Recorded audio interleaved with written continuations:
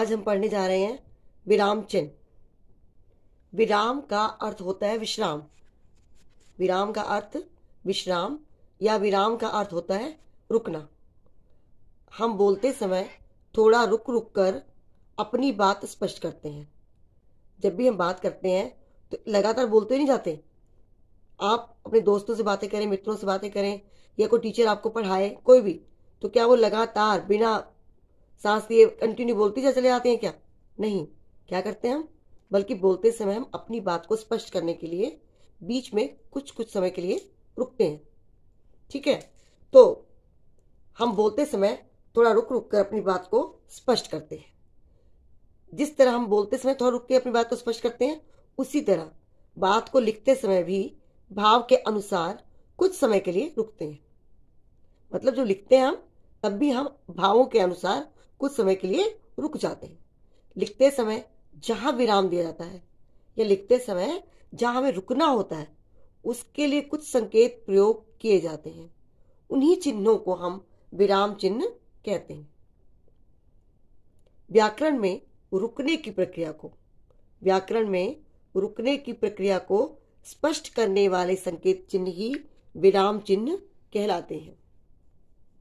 व्याकरण में रुकने की प्रक्रिया को स्पष्ट करने वाले संकेत चिन्ह ही विराम चिन्ह कहलाते हैं। ठीक है, तो अब बात आती है कि विराम चिन्ह कौन कौन से हैं। तो प्रमुख विराम चिन्हों के बारे में हम पढ़ने जा रहे हैं। पहला विराम चिन्ह है पूर्ण विराम। ये चिन्ह देखिए, इसका नाम है पूर्ण विराम और ये चिन्ह है। पहला है विराम चिन्ह पूर्ण विराम, इसका चिन्ह है ये। ठीक है, तो कब लगता है ये? वाक्य के समाप्त होने पे या वाक्य के पूरा होने पर इस चिन्ह का प्रयोग किया जाता है। जैसे सौरभ पुस्तकालय जाता है, अनिकेत घर गया है, मोहन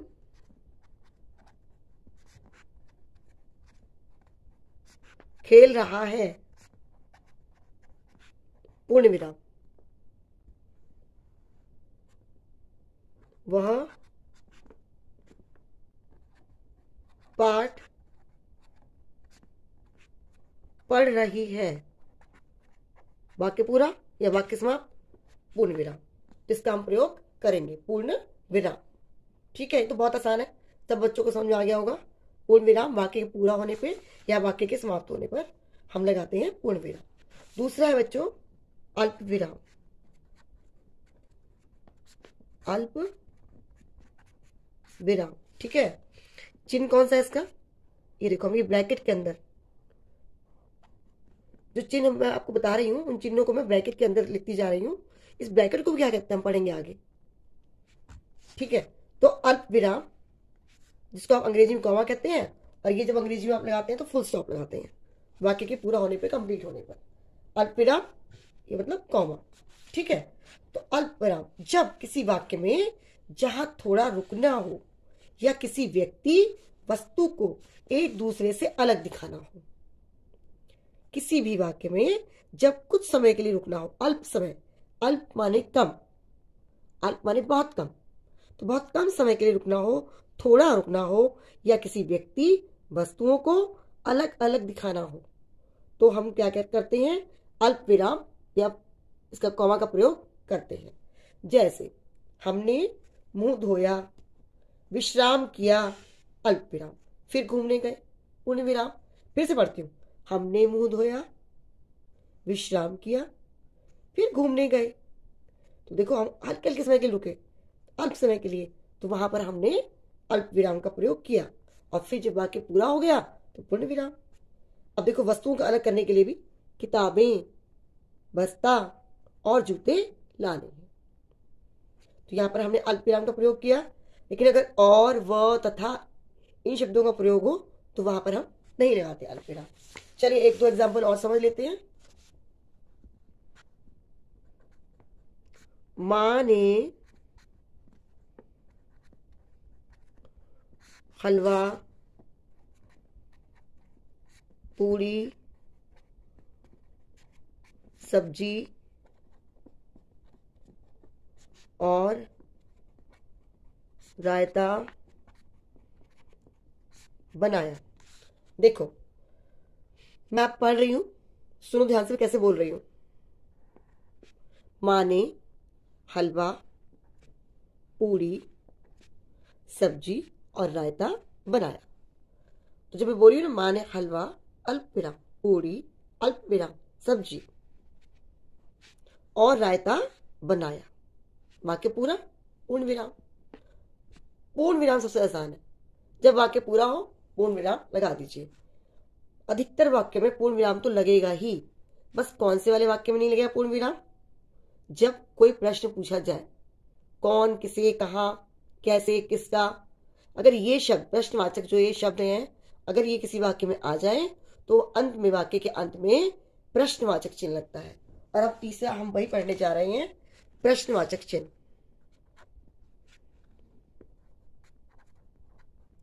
प्रश्नवाचक चिन्ह, ठीक है, ये चिन्ह है प्रश्नवाचक का। ये देखिए, पहला हमने पढ़ा पूर्ण विराम, ठीक है, दूसरा हमने पढ़ा अल्प विराम और तीसरा हम पढ़ रहे हैं प्रश्नवाचक चिन्ह। तो मैं आपको क्या बता रही थी कि एक जो चिन्ह है पूर्ण विराम वाला, ये बड़ा आसान है। अधिकतर वाक्य जब भी पूरा हो जाए, कंप्लीट हो जाए, उसके बाद हम इसका प्रयोग कर देते हैं। अधिकतर ये चिन्ह लगता है लास्ट में वाक्य के पूरा होने पर। लेकिन कभी कभी जब प्रश्नवाचक शब्द प्रयोग किया जाए किसी वाक्य में, कौन, किसे, कहाँ, कैसे, किसका, इन शब्दों का प्रयोग किया जाए, मतलब कोई प्रश्न पूछा जाए, तुम कौन हो, तुम कहाँ रहते हो, तुम्हारा घर कहाँ है, तो इन शब्दों का प्रयोग किया तो वाक्य के अंत में पूर्ण विराम ना लगा करके प्रश्नवाचक लगाते हैं हम चिन्ह। ये तो आप सबके लिए बहुत आसान है, ठीक है। तो जैसे तुम कहाँ रहते हो, लग गया ना प्रश्नवाचक। कर्ण क्या कर रहा है, दीपिका कहाँ जा रही है, प्रश्नवाचक चिन्ह लगा दिया हमने अंत में। अब आते हैं हम उद्धरण चिन्ह पर। उद्धरण चिन्ह, ठीक है। उद्धरण चिन्ह कैसा है भाई?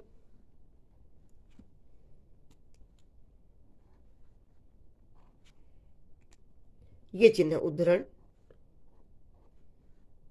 चिन्ह। वक्ता के, किसी भी वक्ता के कथन को ज्यों का त्यों प्रस्तुत करने के लिए इसे लगाते हैं। किसी भी वक्ता के, वक्ता कौन, बोलने वाला, और श्रोता कौन, सुनने वाला। तो जब भी कोई वक्ता, बोलने वाला व्यक्ति कुछ कहता है और उसके कथन को, उसके कथन मतलब कही गई बात को ज्यों का त्यों हम प्रस्तुत कर देते हैं, तो हम इस चिन्ह का प्रयोग करते हैं। जैसे माँ ने कहा सभी पढ़ने बैठो, माँ ने कहा सभी पढ़ने बैठो, ठीक है। माँ ने जो वाक्य बोला उसको हम वैसे ही बोल रहे हैं। अगर हम ये कहते कि माँ ने सब बच्चों को पढ़ने के लिए बोला या कहा, तो ये बात हमने कही तो वैसे ही, वही बात उनकी, लेकिन घुमा फिरा के कही, सीधी डायरेक्ट नहीं कही। लेकिन हम ज्यों का त्यों एज इट इज प्रस्तुत कर दे किसी कई बात को, तो हम वहां लगाते हैं उद्धरण चिन्ह का प्रयोग करते हैं। नेहरू जी ने कहा, क्या कहा, आराम हराम है, ठीक है। तो ये यहां पर हमने उद्धरण चिन्ह का प्रयोग किया। एक उदाहरण और देखते हैं।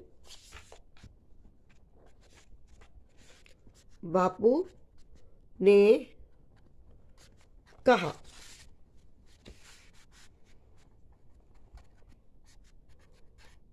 सत्य की हमेशा जीत होती है। देखो, बापू ने कहा, इस चिन्ह को भी हम पढ़ेंगे, निर्देशक चिन्ह। चलो मैं बता देती हूँ, साथ साथ इसको भी समझा दूंगी। उदाहरण देते समय या बातचीत में किसी के कथन के लिए इसका प्रयोग होता है। मतलब कथन, कथन किसी की कही गई बात, कथन मतलब किसी की जो कोई बात कह रहा है उसको कहते हैं कथन, ठीक है। तो किसी कथन के लिए या बातचीत में जब किसी कही बात को हम कहते हैं तो इसका प्रयोग करते हैं। जी आपने चिन्ह देखा ना, अभी इस चिन्ह को बता रही हूँ मैं, इसको बता रही हूँ, साथ में जो हम नेक्स्ट पढ़ेंगे उसका भी मैं आपको उदाहरण ये बता रही हूँ। बापू ने कहा, तो ये निर्देशक चिन्ह है जो ये लगाया है ना, ये कि किसी कथन को हम बताना चाह रहे हैं। तो बापू ने कहा, निर्देशक चिन्ह लगाया, और फिर हम उद्धरण चिन्ह पढ़ रहे हैं अभी। तो सत्य की हमेशा जीत होती है, मतलब उनके कहे गए कथन को, कहे गए वाक्य को हमने वैसे का वैसे ही लिखा है, और अंत में लगा देंगे पूर्ण विराम, वाक्य पूरा हो गया। तो अगर बापू ने, देखो बापू ने कहा, निर्देशक चिन्ह लगा दिया, फिर सत्य की हमेशा जीत होती है, उद्धरण चिन्ह का प्रयोग कर दिया। इस डॉट का मतलब क्या है कि ये बीच में वाक्य आएगा, उनका कथन आएगा, जिसकी बात हम कर रहे हैं उसके कथन को हमने लिखा है यहाँ पर, और फिर ये उद्धरण चिन्ह लगा दिए दोनों साइड में, और यहाँ पूर्ण विराम, वाक्य पूरा हो गया। ठीक है। अगर इसी बात को हम घुमा फिरा कहते हैं कि बापू ने कहा कि सच्चाई हमेशा जीतती है, इस तरह हम बोलते कि बापू ने कहा कि सच्चाई की हमेशा जीती होती है, सच्चाई कभी हारती नहीं है, इस तरह बताते हैं अपने शब्दों में, तो हम नहीं लगाते। लेकिन जैसा उन्होंने बोला हमने वैसे का वैसे शब्द का प्रयोग किया है, कोई फेरबदल नहीं किया उसमें, तो हम वहां पर उद्धरण चिन्ह लगाते हैं किसी कथन को जो का त्यों लिखते समय। बापू ने कहा सत्य की हमेशा जीत होती है। नेक्स्ट अगला है उद्धरण चिन्ह।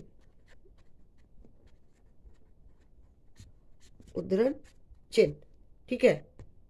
कौन सा चिन्ह है ये देखिए, ये वाला, ये देखिए, ये जो चिन्ह है निर्देशक चिन्ह। उदाहरण देते समय या बातचीत में कथन के लिए, या तो किसी का उदाहरण, जैसे हम देखिए इसमें पहले देखिए, सोनम, सोनम ने क्या कहा, निर्देशक चिन्ह अन्नू अपना पेन देना, सोनम, इसका मतलब सोनम ने कहा, पूरा शब्द नहीं बोला हमने कि सोनम ने कहा, सीधे हमने लगा दिया, निर्देश दिया उसको सोनम, और निर्देश दे रही है क्या, अन्नू अपना पेन देना। तो हम बातचीत में या उदाहरण देते समय हम, ये बातचीत हो रही है तो कथन के लिए हम प्रयोग करते हैं निर्देशक चिन्ह का। या मेरे पास 3 गेंदें हैं, कौन कौन से उदाहरण के लिए, लाल पीली नीली, मैं आज 4 पेंसिलें लाया, लाल पीली नीली हरी, ऐसे कोई भी, ठीक है। तो निर्देशक चिन्ह। और अभी आपको मैंने ऊपर भी बताया था कि इस वाले उदाहरण में बापू ने कहा कि सत्य की हमेशा जीत होती है, तो उनके कथन को हम बताने जा रहे हैं, तो निर्देशक चिन्ह का प्रयोग करेंगे, उसका उद्धरण चिन्ह लगाया हमने, पूर्ण विराम। ऐसे निर्देशक चिन्ह जो है वो उदाहरण देते समय या बातचीत में कथन के लिए इसका प्रयोग करते हैं, ठीक है। तो इसके लिए अलग से एग्जाम्पल देने की जरूरत नहीं हमको। या सुभाष चंद्र बोस ने कहा, सुभाष चंद्र बोस ने कहा तुम मुझे खून दो मैं तुम्हें आजादी दूंगा, तो निर्देशक चिन्ह वहां पर लगाया हमने, और फिर हमने वही उद्धरण चिन्ह का प्रयोग कर दिया, पूर्ण विराम का प्रयोग किया। अगला चिन्ह लेते हैं विस्मयादि बोधक। विस्मयादि बोधक कौन सा चिन्ह है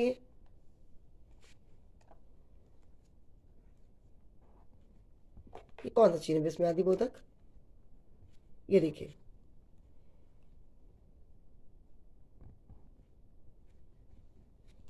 विस्मयादि बोधक चिन्ह। विस्मय का मतलब क्या है, हैरानी, है ना। तो घृणा, हर्ष, शोक, भय,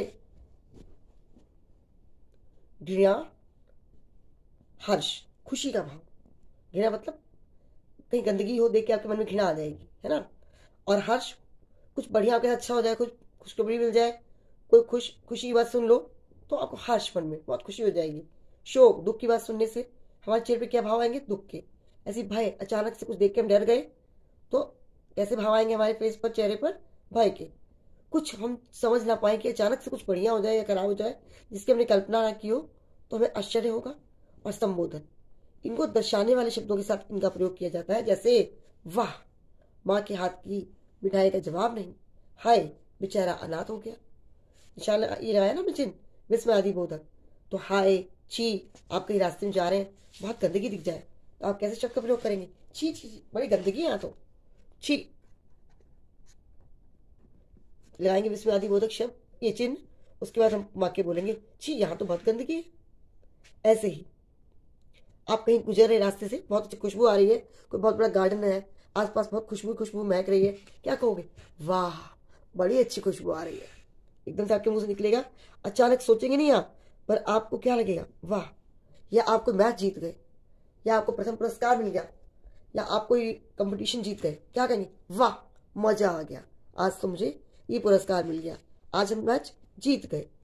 ठीक है, तो ये वाह, ऐसी अरे अरे सुनो, अरे बहुत दिन बाद दिखाई दिए तुम तो इन शब्दों का ची, वाह, हाय, अरे, ओह, कोई तकलीफ बच्चा है देख के अब क्या कहोगे? हेड डाउन करके क्लास में बैठा हुआ है, अब क्या बोलोगे?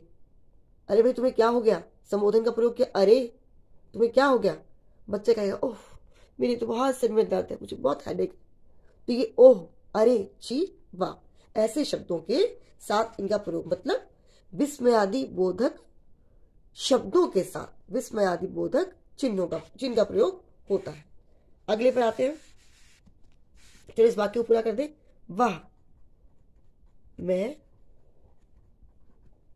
मैच जीत गया, पूर्ण विराम। अगला है योजक चिन्ह। योजक चिन्ह कौन सा योजक चिन्ह? ये छोटा, निर्देशक के समान ये भी चिन्ह होता है, लेकिन ये छोटा होता है, निर्देशक थोड़ा बड़ा होता है, देख रहे हो? और ये जो योजक है ये छोटा सा होता है। ये क्या करते हैं, इसको कहाँ लगाते हैं? योजक माने जोड़ने वाला। योजक शब्द का मतलब ये है जोड़ने वाला। दो शब्दों को जोड़ने के लिए योजक चिन्ह का प्रयोग किया जाता है। जैसे धीरे धीरे, राहुल धीरे धीरे लिखता है। धीरे धीरे जा रहा था, चाचा चाची कल आएंगे। मेरे माता पिता, माता पिता बहुत अच्छे हैं, पूर्ण विराम। ठीक है, तो मेरे माता पिता बहुत अच्छे, माता पिता दो शब्दों को जोड़ने के लिए योजक का प्रयोग किया यहाँ पर। ऐसे धीरे धीरे वह लिखता है, धीरे धीरे मत चलो, तेज जल्दी चलो। तो इन शब्दों को धीरे धीरे, माता पिता, चाचा चाची, भाई बहन, दो शब्दों को जोड़ने के लिए हम योजक चिन्ह का प्रयोग करते हैं। योजक चिन्ह दो शब्दों को जोड़ने वाला योजक चिन्ह कहलाता है। अब नेक्स्ट पे आते हैं कोष्ठक, जो इतनी देर से मैं आपको दिखाती जा रही हूं।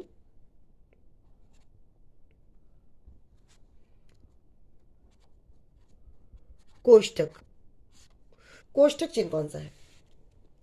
ये देखो, ये जो जितने भी विराम चिन्ह हम इसके अंदर लगा रहे हैं ब्रैकेट के अंदर, इस ब्रैकेट को अंग्रेजी में इसको कहते हैं ब्रैकेट अंग्रेजी में, और हिंदी में इसे ही कहते हैं कोष्ठक। ये देखिए, ठीक है, कोष्ठक। सारे चिन्ह हम ब्रैकेट में ही समझ रहे हैं, कोष्ठक के अंदर ही समझ रहे हैं, लेकिन यहां मैं इसको अलग से आपको बता रही हूं। ये कोष्ठक ब्रैकेट क्यों लगाते हैं इसको, क्या इस्तेमाल होता है इसका? किसी शब्द के अर्थ को लिखने के लिए। जैसे आप लिखते हैं कई बार, आपने एप्लीकेशन लिखी होगी, सेवा में श्रीमान प्रधानाचार्य जी, इस तरह से पूरा लिख दिया आपने, और सविनय निवेदन, जब पत्र लिखने के बाद पूरा फॉर्मेट होने के बाद जब हम यहाँ से शुरू करते हैं, महोदय जी मुझे सविनय निवेदन यह है कि मुझे कल रात से तेज बुखार आ रहा है, ज्वर आ रहा है। चिकित्सक ने, हिंदी का शब्द चिकित्सक ने, अगर किसी समझ में नहीं आए तो आप क्या ब्रैकेट लिख दोगे? चिकित्सक, और साथ में लिख दोगे ब्रैकेट में या कोष्ठक में लिख दोगे डॉक्टर। मतलब उस बात को स्पष्ट करने के लिए या बात के अर्थ को लिखने के लिए, किसी शब्द के अर्थ को लिखने के लिए या अपनी बात को स्पष्ट करने के लिए हम कोष्ठक का प्रयोग करते हैं। वह, ये देखो, वह तो मितभाषी, कम बोलने वाला है। मितभाषी का अर्थ ही होता है कम बोलने वाला, तो हम या तो मितभाषी बोलेंगे या हम कम बोलने वाला बोलेंगे, दोनों तो नहीं बोलेंगे ना हम। अगर आपको पीना है, दूध पीना है, दूध को हम दुग्ध भी कहते हैं, तो हम ये तो नहीं कहोगे कि मम्मी मुझे दुग्ध पीना है, ऐसे तो नहीं बोलोगे ना आप। दूध को ही दुग्ध कहते हैं, है ना, तो आप ये तो नहीं बोलोगे ना। तो ऐसे ही हम किसी इन दोनों से एक ही का प्रयोग करिए, मितभाषी या कम बोलने वाला। वह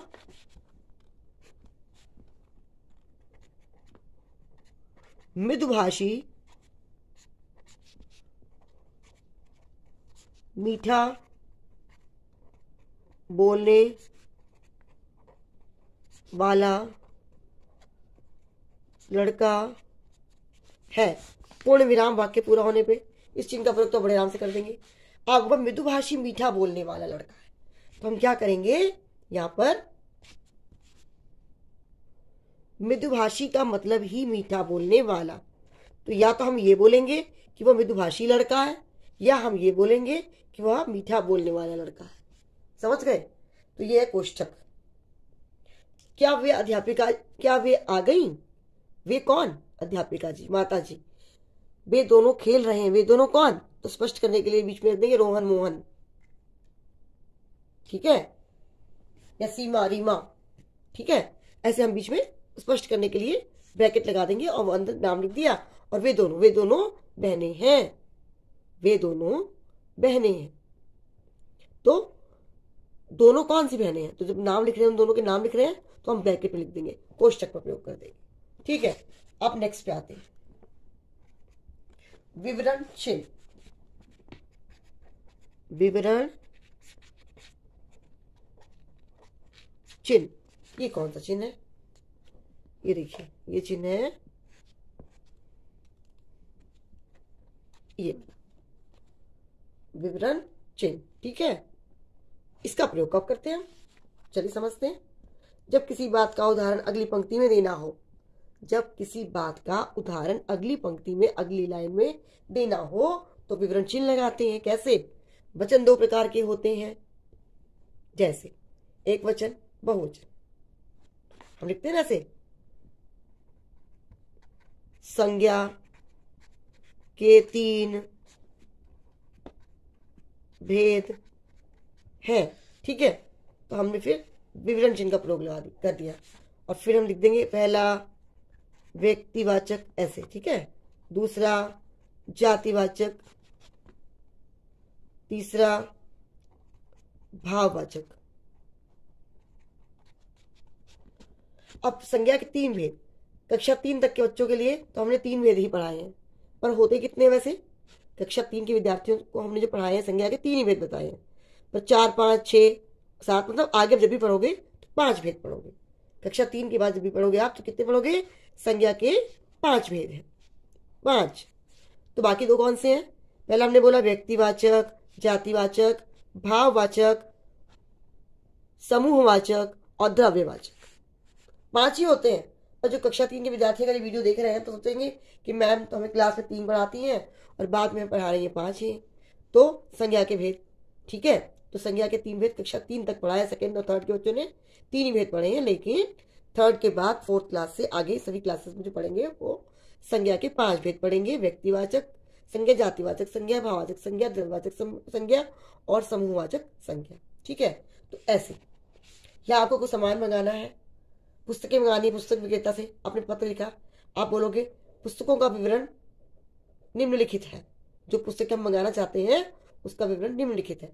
नंबर 1 एक पुस्तक का नाम लिख दिया, मधुलिका। नंबर 2 हिंदी व्याकरण। Number 3 English channel. Number 4 maths together. इस तरह से तो वो हम इस चिन्ह का प्रयोग करके और नीचे फिर हम उसके उदाहरण या उसके हम विवरण देते जाएंगे। ठीक है?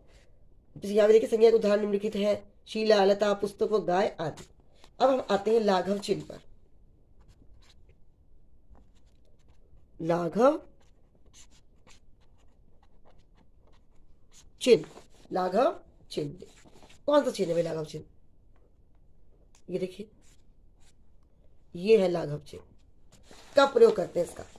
शब्द का संक्षिप्त रूप देने के लिए लाघव चिन्ह का प्रयोग करते हैं। जैसे डॉक्टर मित्तल हमारे परिचित हैं, प्रोफेसर सूद हमारे घर आए थे। देखा आपने? सब अंग्रेजी में लिखते हो तो डॉक्टर पूरा लिख रहे हो, लेकिन जब शॉर्ट लिखना चाहोगे आप तो आप ऐसे करके फुल स्टॉप लगा दोगे। डॉक्टर पूरा लिख के आप DR फुल स्टॉप लगा दिए, डॉक्टर हो गया। ठीक है? ऐसे हिंदी में हम अगर हम लिखना चाहते हैं डॉक्टर, ऐसे ना लिख करके हम लाघव चिन्ह का प्रयोग कर देंगे। तो ये संक्षेप रूप में लिख दिया हमने प्रोफेसर। इसका संक्षिप्त रूप कैसे लिखेंगे? प्रो लिखा और लाघव चिन्ह का प्रयोग कर दिया, इसका मतलब प्रोफेसर। ये भी सही है, ये संक्षेप में है, संक्षिप्त रूप है इसका। ये डॉक्टर, ये भी सही है, संक्षिप्त रूप में है। प्रोफेसर ये भी सही है, संक्षिप्त रूप है, संक्षेप में, शॉर्ट में। ठीक है? तो बच्चों एक बार सारे विराम चिन्ह दोबारा से मैं आपको बता देती हूँ, सुनिए ध्यान से। पहला है पूर्ण विराम, वाक्य के पूरा होने पर लगाते हैं। अल्प विराम, जब हम वाक्य में कुछ समय के लिए रुकते हैं या शब्दों को और वस्तुओं को अलग दिखाने के लिए अल्प विराम का प्रयोग करते हैं। प्रश्नवाचक चिन्ह जब कोई प्रश्न पूछा जा रहा हो और प्रश्नवाचक शब्द लगे हो तो हम प्रश्नवाचक चिन्ह का प्रयोग करते हैं। उद्धरण चिन्ह किसी के कहे गए कथन को ज्यों का त्यों प्रस्तुत करने के लिए हम उद्धरण चिन्ह का प्रयोग करते हैं। इसमें एक गहरा उद्धरण चिन्ह भी होता है, ये दोहरा उद्धरण चिन्ह है। एक गहरा उद्धरण चिन्ह कौन सा होता है, जैसे को स्पष्ट कर दूं मैं, ये एक गहरा उद्धरण चिन्ह जब कोई शब्द लिखना हो, वाक्य ना लिख करके कोई शब्द हम लिखते हैं। विशेष पुस्तक, रामायण एक विशेष पुस्तक है, रामायण एक विशेष पुस्तक है, धार्मिक पुस्तक है, बाइबल एक विशेष पुस्तक है। तो हमने ये एक गहरे उद्धरण चिन्ह का प्रयोग कर दिया। और दोहरे उद्धरण चिन्ह का प्रयोग कब करते हैं, जब वाक्य लिखना हो। तो उद्धरण चिन्ह किसी कहे गए कथन को हम जैसे का तैसे ज्यों का त्यों एज इट इज प्रस्तुत करते हैं, ज्यों का त्यों प्रस्तुत करते हैं तो हम इसका प्रयोग करते हैं। उद्धरण चिन्ह का निर्देशक चिन्ह, जब हम कोई भी उदाहरण देते हैं या बातचीत में कथन को कहते हैं। अभी इसके ऊपर उदाहरण मैंने आपको साथ ही दिया था कि बापू ने कहा, ये बीच में जो लगाया चिन्ह उद्धरण चिन्ह, ये निर्देशक चिन्ह ही लगाया है हमने। किसी कथन को कहना हो या निर्देश देना हो तो हम इसका प्रयोग करते हैं। निर्देश जैसे ये, सोनम अन्नू अपना पेन देना, बच्चे तुम इधर आओ, तो यहाँ पर इसका प्रयोग किया हमने ऐसे। अब नेक्स्ट है विस्मय आदि बोधक। जब कोई घृणा, हर्ष, शोक, भय, खुशी, दुख ऐसे कोई भाव हमारे चेहरे पे आते हैं, इन शब्दों के साथ हम इनका प्रयोग करते हैं। जैसे कौन से शब्द, छी, वाह, हाय, ओ, अरे, वाह, इन शब्दों के साथ हम इनका प्रयोग करते हैं। मतलब विस्मय आदि बोधक शब्दों के साथ विस्मय आदि बोधक चिन्ह का प्रयोग करते हैं, वो ये वाला चिन्ह है। योजक चिन्ह देखिए ये वाला है। योजक चिन्ह दो शब्दों को जोड़ने के लिए धीरे धीरे, माता पिता, चाचा चाची, भाई बहन, इस तरह से शब्द आते हैं, उनमें हम लगाते हैं योजक चिन्ह। ठीक है। और कोष्ठक किसी बात के अर्थ को स्पष्ट करने के लिए कोष्ठक का प्रयोग करते हैं, या स्पष्ट करने के लिए उसका अर्थ बताने के लिए कोष्ठक का प्रयोग करते हैं हम। विवरण चिन्ह, जब कोई विवरण देना हो हमको और अगली पंक्ति में उदाहरण दे रहे हैं या कोई विवरण दे रहे हैं तो हम उसके लिए विवरण चिन्ह का प्रयोग करते हैं ऐसे। फिर लाघव चिन्ह, जब किसी शब्द को संक्षेप रूप देना चाहते हैं या संक्षिप्त रूप देना चाहते हैं तो उसके साथ हम क्या करते हैं, जैसे हम अंग्रेजी में फुल स्टॉप लगाते हैं शॉर्ट में लेकर के, ऐसे ही हम क्या करते हैं संक्षेप में, जैसे अभी डॉक्टर लिखा है, प्रोफेसर लिखा है, हम पूरा शब्द ना लिख करके लाघव चिन्ह का प्रयोग कर देंगे तो ये शब्द सही है। तो बच्चों आज के लिए इतना ही। अगले वीडियो में हम मिलेंगे विलोम शब्द। क्या पढ़ेंगे, जब हम मिलेंगे तो विलोम शब्द पढ़ेंगे। ठीक है, तो मन लगा के पढ़ाई करो और एग्जाम की तैयारी करो। वार्षिक परीक्षाएं नजदीक है, सब बच्चे मन लगा के पढ़ेंगे। बेस्ट ऑफ लक, आपके एग्जाम्स के लिए बहुत सारी शुभकामनाएं मेरी।